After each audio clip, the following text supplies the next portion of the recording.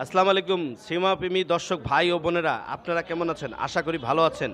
আমরা রাজতিলক সিনেমা হলের পক্ষ থেকে দিচ্ছি আপনাদেরকে বিনোদনের বার্তা।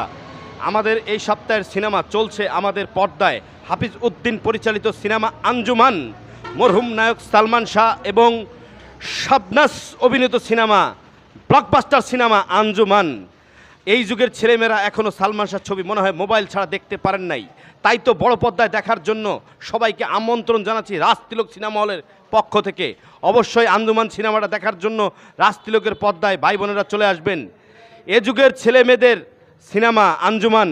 সালমান শাহর প্রেমিক যারা ছিলেন তারা অবশ্যই সিনেমাটা দেখার জন্য রাজতিলকের পর্দায় চলছে প্রতিদিন 4টি করে শো। আঞ্জুমান আঞ্জুমান আঞ্জুমান হাফিজ উদ্দিন পরিচালিত cinema Anjuman, Salman Shah শাবনাজের জুটির cinema Anjuman.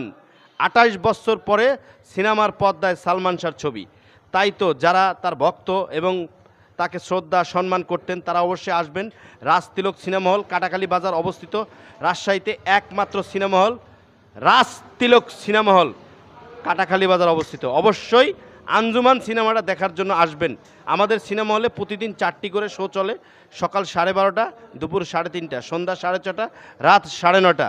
Rajtilak cinema হলের YouTube channel, Facebook page Rajtilak cinema hall, বাংলায় লিখবেন, সার্চ দিবেন, জানতে পারবেন কখন কোন সিনেমা আমাদের সিনেমা হলে আসতেছে।